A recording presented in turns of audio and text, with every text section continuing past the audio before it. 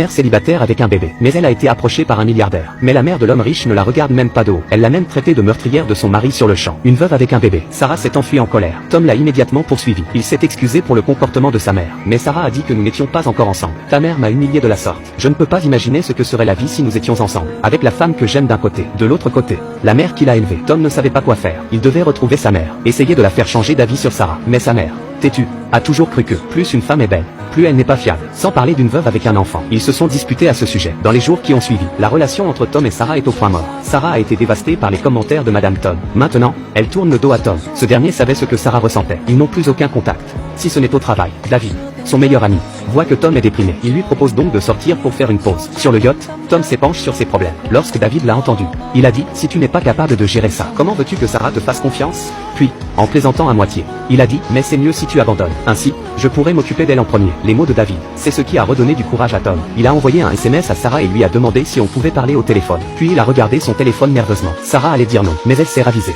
a effacé le message et l'a renvoyé. « Si c'est pour le travail, tu peux toujours m'appeler. » Tom l'a regardé et a appelé immédiatement. Il a d'abord félicité Sarah pour son attitude au travail. Ensuite, il a avoué à Sarah une nouvelle fois. Et lui a demandé de lui donner une chance de s'en sortir. Et lui a demandé de lui donner une chance de se racheter. Sarah n'a pas dit non. Elle a simplement dit bonne nuit. La demande de Tom a été acceptée. Le lendemain matin, Tom arrive au travail et apprend que Sarah ne s'est pas présentée. Lorsqu'il s'est renseigné, il a appris que Sarah était au poste de police. Il s'y précipite. Il a demandé à Sarah ce qui s'était passé. Il s'est avéré qu'il s'était passé quelque chose chez son ex-belle-mère. Elle est venue la voir. Tom était soulagé de voir que Sarah allait bien. Alors qu'il quittait le poste de police, le fils cadet de l'ex-grand-père est sorti lui aussi. Dès qu'il a vu Sarah, il est entré dans une colère noire. Que fais-tu ici? Toi qui as tué mon frère? Tom l'a arrêté dès qu'il l'a vu, et l'a sommé de se tenir tranquille. Si jamais tu refais ça à Sarah, je te montrerai comment le regretter. Sur le chemin du retour, Sarah a regardé l'homme stable et dominant qui se trouvait devant elle, et a finalement ouvert son cœur. Elle a dit qu'en fait, elle avait le béguin pour Tom, mais pour des raisons extérieures. Elle n'arrivait pas à se décider.